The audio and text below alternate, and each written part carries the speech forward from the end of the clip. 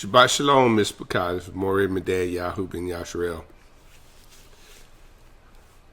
We'll give a few minutes for those that might be logging on.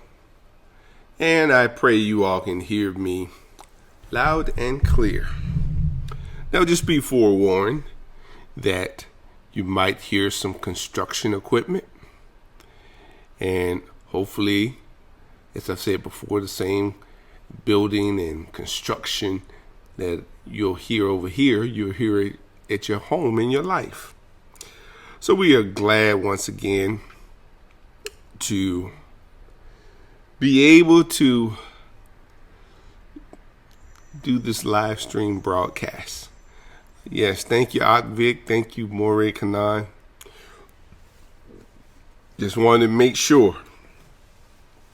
So we're getting ready to start a different journey for a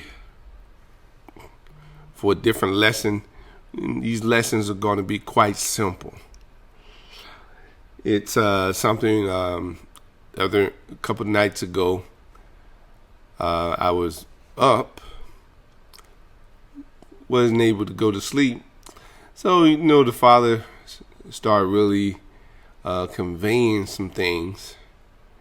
I said, okay, Father, we will go with this and present this to your people to help them. So let's pray first. Then we'll get into this very simple lesson. So relax your mind, get somewhere cozy. Don't fall asleep though, so that we can walk this lesson out today. Baruch Hashem Yahweh Eloheinu Melech Haolam. Father, we say Todah Rabbah. Thank you very much, Father, for all that you're doing. We're just asking you, Father, to give us your knowledge, give us your understanding, give us your purpose, Father, because those are the things we need in order to be successful in this Torah that you've given us, this instruction. So we are asking you, Father, to continue to uphold us, continue to guide us, continue to mold us into the image that's presentable to you. We give you praise, honor, and esteem this day. In the name of Mashiach Yahusha. Hallel to Yahuwah. Amen. So we're going to start a series. I can't tell you how long it will be, but it's going to be entitled Torah is Simple. Why are you complicating it? And this is part one, where we'll begin to walk through some things. So let's look here.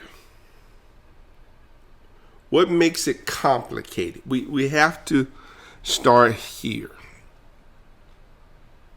because we've been over this before, but we got to do this again, because this is going to set up the whole lesson. And that's Proverbs 3, verse 5. Very familiar to you all. Trust in Yahweh with all your heart. Lean not to your own understanding. Know him in all your ways, and he make all your paths straight. Do not be wise in your own eyes.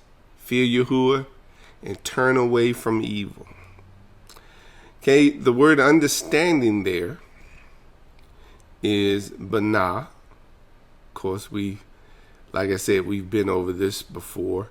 And it to separate mentally or distinguish. Okay, so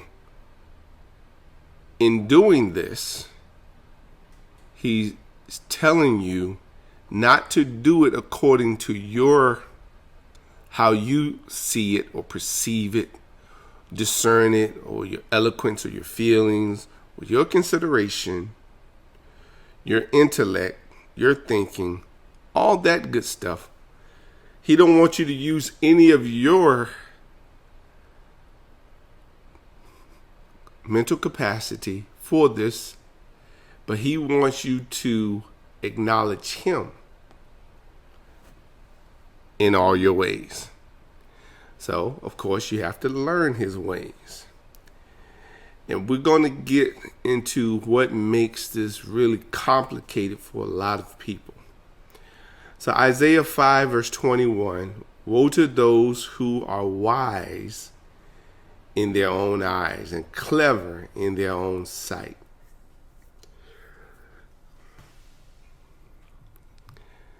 So in Job 28:28, he said to man, see and fear of Yahweh, that is wisdom.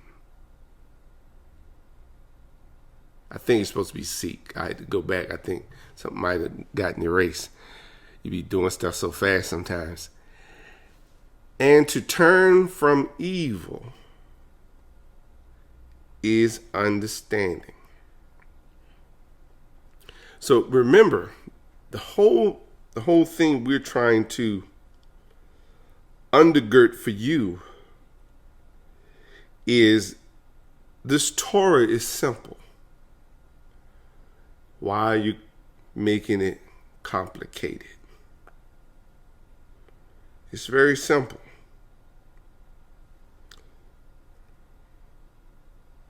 Simple instructions. That's what we are after. That's what he gives.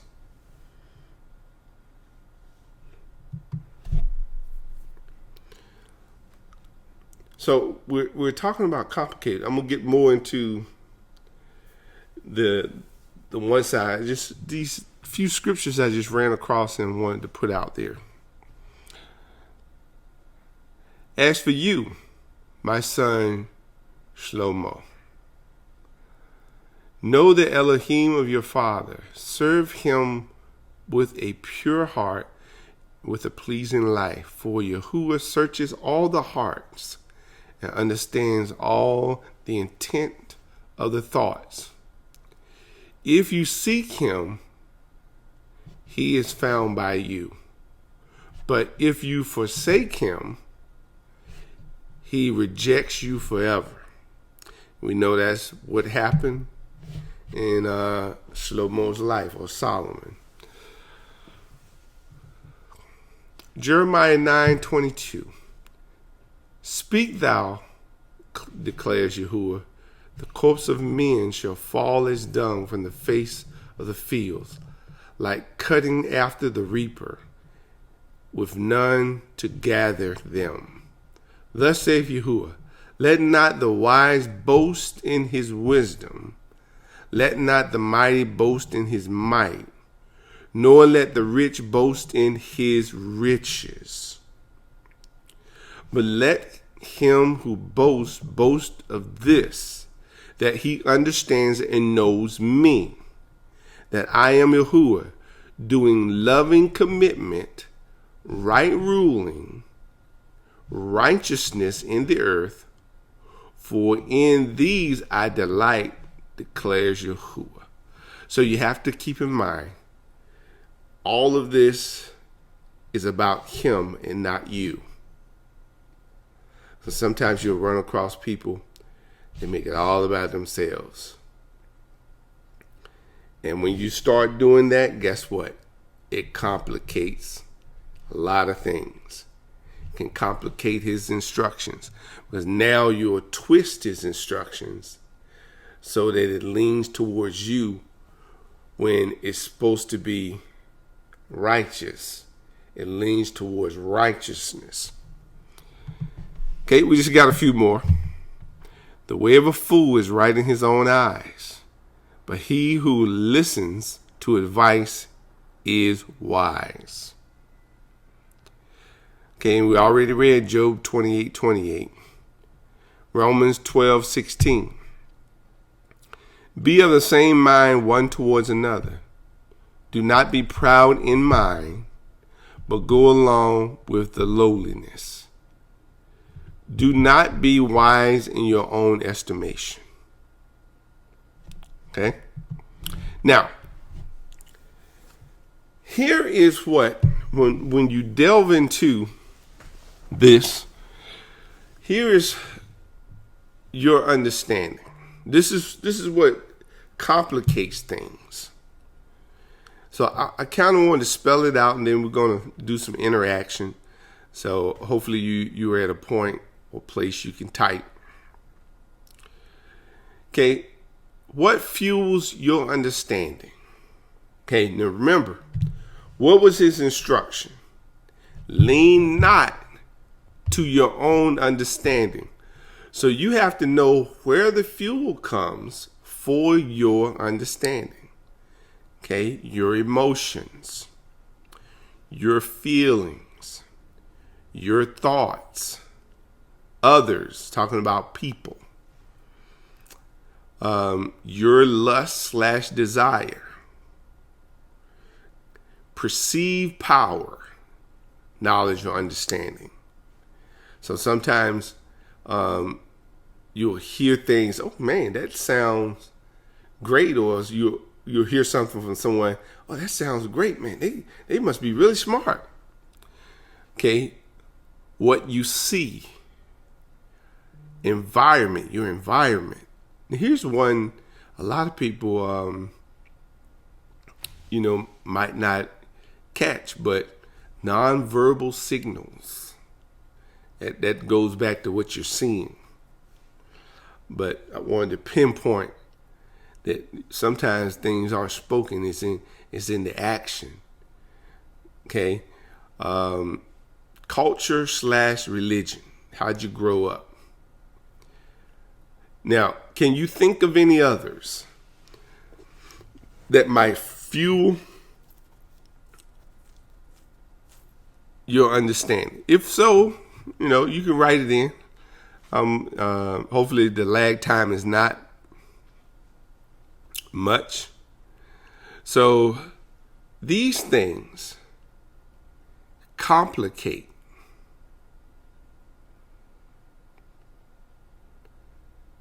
trying to follow him. Remember, his instruction was, lean not to your own understanding, but in all your ways acknowledge him. Okay? Maury Lamont said heart and mind. Aunt Vic said music. Oh yeah, music. Yeah, that's can be in culture and religion. Oh yeah, you might have grew up hearing them say shoot 'em up, kill 'em, or all kind of stuff. Okay, I see assumptions. Oh yes, assumptions, previous experiences, atmosphere, people's opinions. So as you can see, we could come up with a laundry list of things that fuel, that empowers your understanding. Social media, thank you, Morey Kanan. But in the scheme of things, he's telling you that your understanding can have a negative impact. Okay? Morey Lamai, your interpretation. So he tells us to lean not to your own understanding. Okay? So we've got to take our understanding. He said, don't lean to it. Your understanding might be there, but when it comes to how to live, you're leaning towards him. You're acknowledging him in all your ways. So I might feel this. I might interpret this. I might see this. I might assume this. But I'm not leaning to that. I'm going to his word and find out what he had to say. And then I'm going to acknowledge what he's saying by acting out what he told me to do in his word. So you got to keep in mind, this is the process. And if you don't do this in your life, then what it's going to do is going to complicate. It's going to make Torah complicated. It's going to make him to make his instructions hard to follow, because how your understanding will try to overpower what he told you to acknowledge, because what you're going to acknowledge in your ways you're doing. Okay, now here's another question, and we're just doing a little interaction today. Which one of these influence you the most? Okay, so if you had to say which ones influence you the most, what would you say? And also it could be the ones that other people have mentioned that we talked about, music, heart, mind, assumptions, or even one you might think of. All of the above and more. All right, Hobby. Yes. That these can complicate. Okay. What influence? Morey said his word. And I can vouch for that.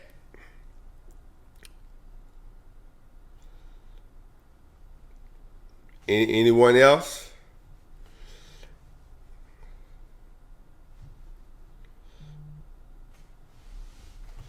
Because just to give you an example of influence. Okay, you might have came from a certain background. Let's say you were a Baptist all of your life. Then you come into this truth. And of course we know how, as a Baptist you were taught, hey, that stuff done away with. So now you're over here, you learn the truth, and you're beginning to see it can be a simple process, or you can complicate it. Classic. And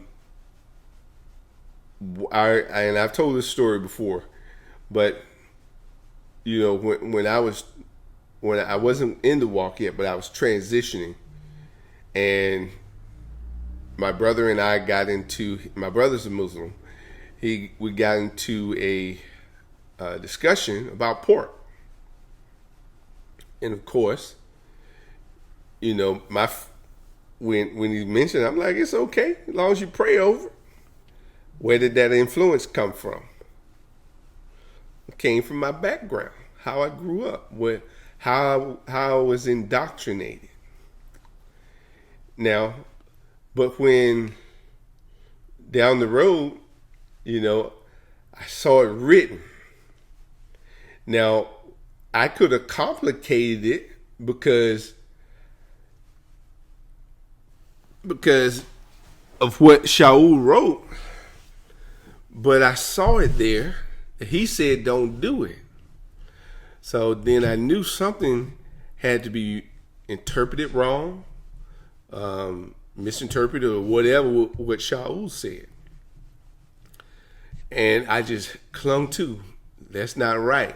We should, if you're going to follow Torah, we shouldn't be eating pork. He commanded it. So I'm going to acknowledge it in all my ways. So I did away with pork. I stopped eating pork. There was no questions, no ifs, ands, or buts. But the problem comes where it gets complicated. when you see something in his word and you allow it to interfere with you acknowledging him in all your ways. Even though you see it written right there in black and white, instead of just conforming and say, okay, I see it, Father. This is how it's done. This is how I would do it from here on out. You're fighting against it. I could have fought. I mean, I've listened to people fight against you can eat what you want, using the vision that Peter had, using some of Shaul's writings, just all kind of arguments that really don't hold water when you research them out. And why are they so adamant? Because it's in them. But see, no matter what's in me, I have to acknowledge him in all my ways. And when I start doing that, then what's in me changes. Because I'm not complicating it. He made this to be simple. Okay, and I kind of like this diagram. Getting A to B is simple, straight point. This is what people do when they bring in all these things that are built into that's built into their understanding, and that influences their understanding. This is what happens to it. Then getting from here to here becomes very complicated. All right. So I just wanted to read, and we did our assignment. That was part of our assignment that I want you to do. And this is in Romans, and do not conform to this world, but be transformed by the renewing of your mind, so that you may prove what is the good and well-pleasing and precious desire of Elohim. Okay, so this is what we're seeing. We want to, if we renew our minds, because that's where it has to start, then we can take all of this complicated stuff and make it simple. But you got to be willing to humble yourself to the word of Elohim. Okay, now let's look a little bit at the original design. Now, by no means do I call myself a scholar or anything like that. My objective is to give things that will guide people in daily living and help us to follow the Father's instructions. And we want, his design was simple. When you go back and read what he said, after he created man, he formed man out of the dust of the earth, and then he put him in the garden. So let's read it. Genesis 2:15. And Yahweh Elohim took the man and put him in the Garden of Eden to work it and to guard it. Okay, so we've covered the root words of these before, abad and shamar, which actually in the text is shamir. We've covered those in previous lessons. So the basic principle here is to work or serve for abide, and to keep, watch, and preserve. To work or serve, and then shamar, to keep, watch, preserve. Okay, now I thought this was real interesting. To work, you have an ayin, a bet, and a dalet. Okay, so, and it'll make sense when I show you another slide. But your eye, you're seeing the door of the house. Okay, and what that's saying is that you're serving someone else. You're not serving yourself, because that when you talk about your understanding, when you work from that position, you're serving yourself. But what he's asking you to do is abide to you're serving someone else. So that means your understanding is not what he's after. He's going to give you the understanding. And when he gives it to you, then he wants you to guard it. Okay, the word that he gives you. And you have a sheen, a mem resh. Teeth, water, head. So what are you doing? Okay, when you guard something, you consume, or it could be destroy, head chaos. So how is chaos created? We'll work from the premise that chaos is created when you start to follow something other than his word. So when you shamar, you're putting up a hedge or a fence or guard around it to protect it. You are keeping watch. You're keeping it. You're preserving it. So if he told you don't do something, you're not doing it. So it's really intense. And I'm going to give you a picture later on. And now this is why I was saying for abide that to serve, to work subject to another's will. And that's from the Etymological Dictionary of Biblical Hebrew. Working purposefully, directing energies to another's goal. So we're in his purpose. So all of our labor is towards him.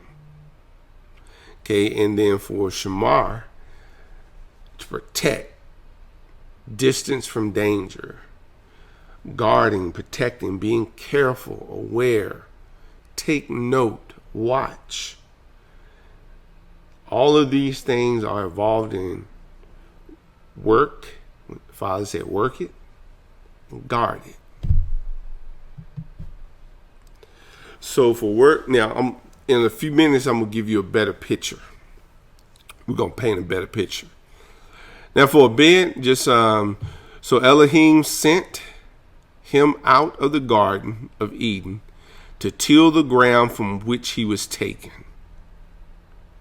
Okay, so when they leaned to their own understanding, they were no longer able to stay in his garden.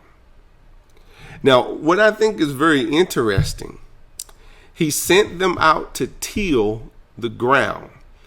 Now, he was taken from the ground. So he sent him out to work on himself. I thought that I was reading that, and his Adam, and then he came from the Adamah, and I was like, okay, so the Father sent him out to work on himself, to till. Okay. Okay, Psalms 2, verse 11. Serve Yahweh, word serve there is abide, with fear. Or it's connected to the root word. And rejoice with trembling. Proverbs 12:11. Whoever works his land will have plenty of bread, but he who follows worthless pursuits lacks sense. So if you want bread, you have to work. That sounds like what Shaul said. Don't work, neither we. If you don't work, neither do you eat. Okay, Shema. Genesis 26:4. And I shall increase your seed like the stars of the heavens, or Shamaim. And I shall give all these lands to your seed. To your seed, all the nations of the earth shall be blessed. Because Abraham obeyed my voice, guarded my charge, my commands, my laws, and my Torah. Okay, then finally, Exodus 16:28. And Yahweh said to Moses, how long shall you refuse to guard my commands and my Torah, or my instructions?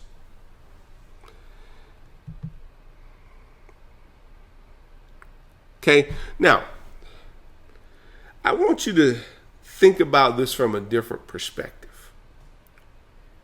I want you to think about your ground, your garden. Because keep in mind that the ground doesn't have to be a garden. But your goal is to take the ground, cultivate it, plant seed in it.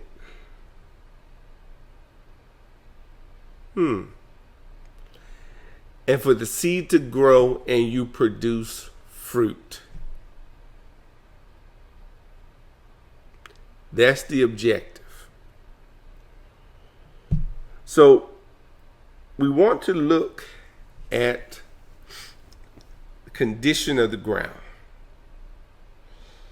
And we see a couple of places where the Father has spoken about the ground and planting. Okay, let's look at Exodus 23, verse 10. And for 6 years you are to sow your land. So to sow it, that means you got to do something to it. It's just not going to do it on its own. It requires what? Work. And even in that, you're looking to his purpose, that he gave us in Deuteronomy 28, if you take heed to his word, then it's going to cause you to reap certain things from him. Okay? And shall gather its increase. But the 7th year, you are to let it rest, and shall leave it, and the poor of your people shall eat. And what they leave, the beasts of the field eat. Do the same with your vineyard and your olive yard. This sounds like a creation. There's a working period. Get 6 days, you work. Then there's a rest. Okay, during the rest, it's supposed to be designed for him. That's where you come in, you're refueling, you're getting the word, you're doing things pertaining to him. Then you're going back out, you're working. But while you're working, remember that word work is for another purpose, for another person's purpose.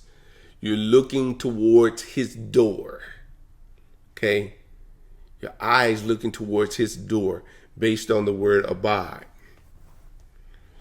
Okay, Proverbs 13:23. Much food is in the tillable ground of the poor, but the lack of right ruling sweeps it away. You can have some rich soil, but if you don't plant the right seed in it, then you won't produce anything that's worth having. Jeremiah 4, verse 3.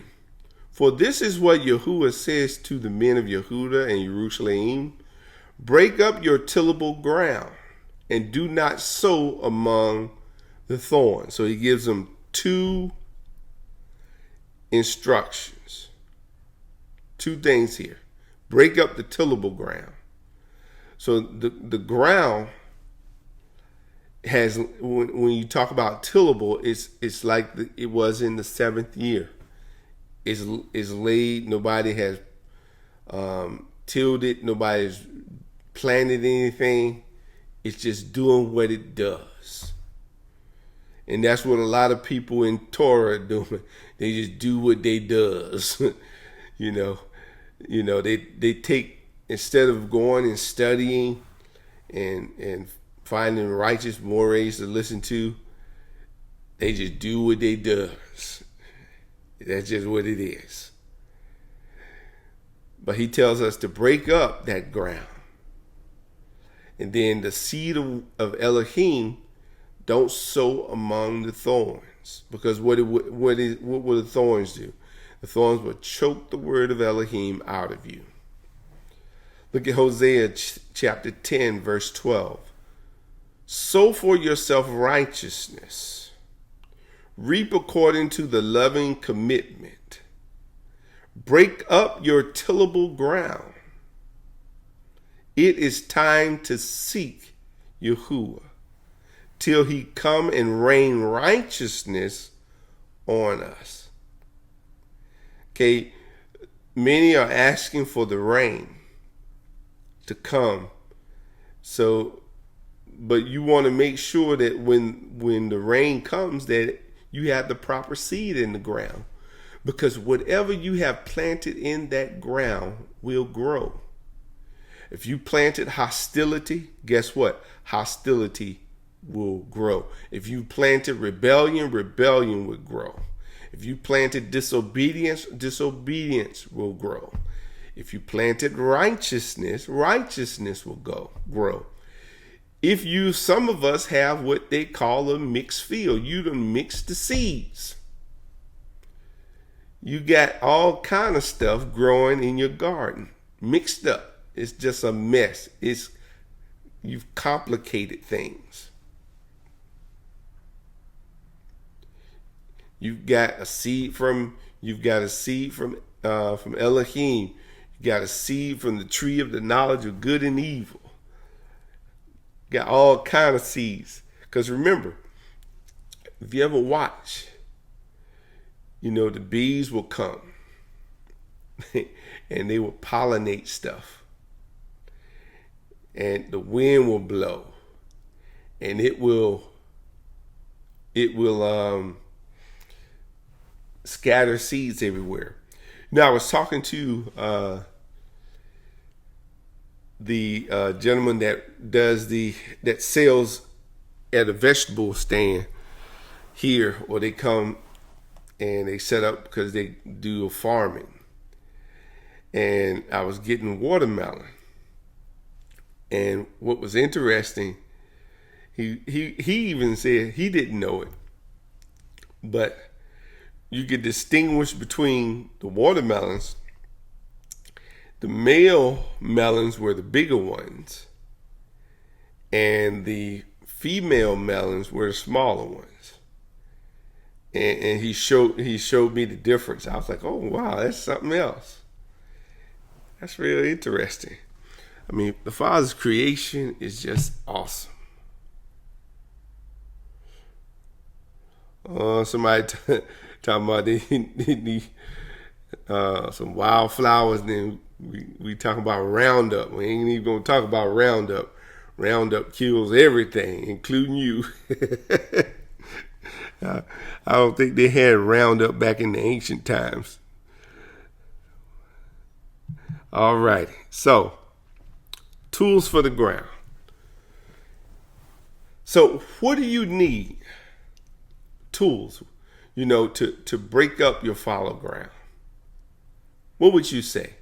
Okay, for a regular garden, there are various tools that you might need, depending on how hard the ground is. Remember, back in ancient times, they would use animals to plow the ground. They would use oxen, and they would use donkeys to plow the ground. And even in that, he said that they couldn't be unequally yoked. You had to put an ox with an ox if you had two, or a donkey with a donkey. It couldn't be ox and donkey. So the tools modern day tools, you doing a small scale garden, you need a tiller. That's something that has the blades that go and breaks the ground up. Okay, that would be equivalent to the ox and donkey back in their times. You would have a hoe because, you would have something to open up. If you're going to do it by hand, you can do that, but the hoe was a good tool to open up. We usually would, when we would plant garden, depending on the seed, do a row, and it has a raised bed in the dirt. And you would come back and open it up, whatever depth it needed to be open according to the seed you were planting. Okay, what else do you think? What tool would you need if you've ever gardened?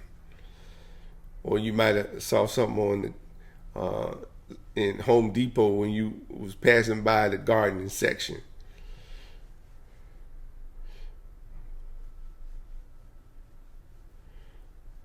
You could need a rake. Rake is possible, but probably one of the pruner. One of the primary tools is the first part is breaking up that ground. We've got to break up some of the old traditions and old ways of thinking and doing. We need tools to do that. Our main tool, there are tools that you might not even thought of, like humility. Yes, Akvik, a spade. Tool of humility. You need the word of Elohim, of course, his instruction. Some of his instruction, you need other people. Because you don't live in a world by yourself.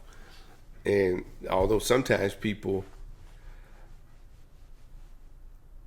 are in a world of their own, they don't think anybody else exists.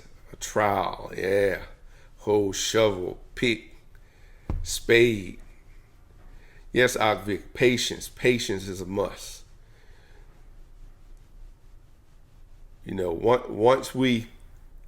Once we get the garden planted, then we go into maintenance and watch mode. Okay? Once you get a concept from Torah, you have to go into Shamar, the maintenance watch mode. Okay? To preserve it. That means not letting weeds grow up around it. Because trust me, stuff like crabgrass and other things, it can take over your garden like nobody's business. I've seen it. I've witnessed it. So that means it's a constant, daily, especially with the hoe out there getting the weeds up, pulling weeds. Sometimes you have to pull them with your hand.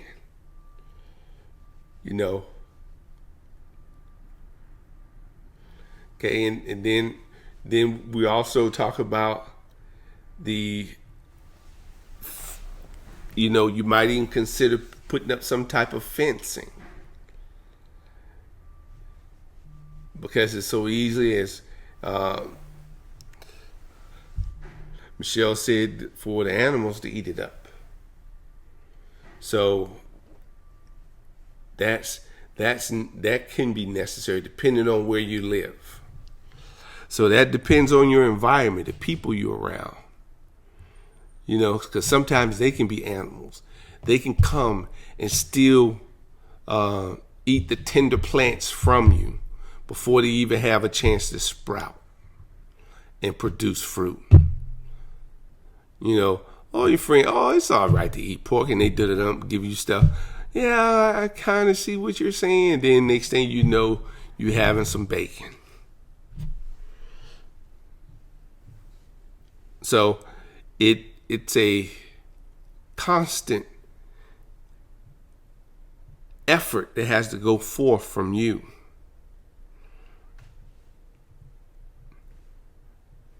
Okay?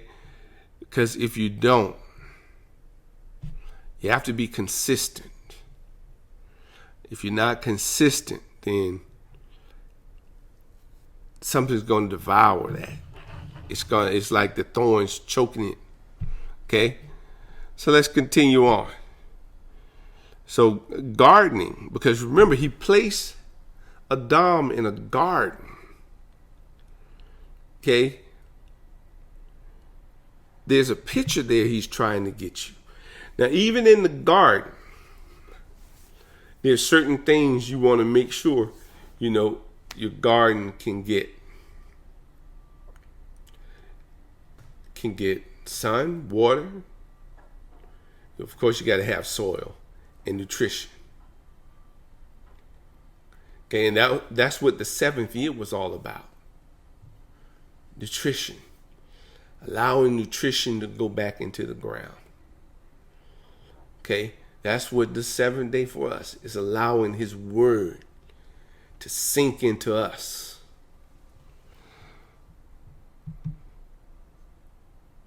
Okay, now I want you to think about this. And we're going to start breaking it down next week. This week we just kind of scratching the surface. Torah is really simple, but we insist on make it complicated, or that should be making. And why do we do that? It's because of our understanding. So if you got into the lesson late, you're definitely going to have to go back and see all the different things that were said about what is your understanding that he told you not to lean to. So next week we're going to start with what he gave as the foundation for this to be simple. And you're going to find that everything connects back to it. Everything that's written in Torah connects back to it. So the choice is yours. Now, what do you do? Now, if I could have brought some of you on for testimonies, I know a couple of you could have told me some things that were complicated, some things that were simple. You could tell me, how did you navigate that? And your navigation became simple when you just followed what he said. You were able to produce fruit. You were able to get results. But when you complicating is like mixing seeds. It doesn't, in his eyes, it is unfruitful. To you, you might think you're getting fruit, but it's the wrong thing. It's the wrong fruit. It's not his fruit. So my thing is, let's keep this thing simple. Let's pull out of our understanding, and now let's acknowledge his. it will make life so much simpler for you. I guarantee you'll see his hand move when you do this. Don't get wrapped up about what other people are doing. Make sure you got yourself together. That you're working on your ground, that you're doing what he's telling you to do. Because at the end of the day, you do what you're supposed to do. Guess what? He's going to judge every individual according to their deeds. So you got to make sure your stuff is in order. Sometimes people get so wrapped around the axle about what other people are doing. Okay. If that impacted you directly, then you do what Torah tells you to do. But otherwise, you can try to, as Maury Lamont was teaching on Yom Shabbat, that you try to help that brother or sister in love and humility and kindness.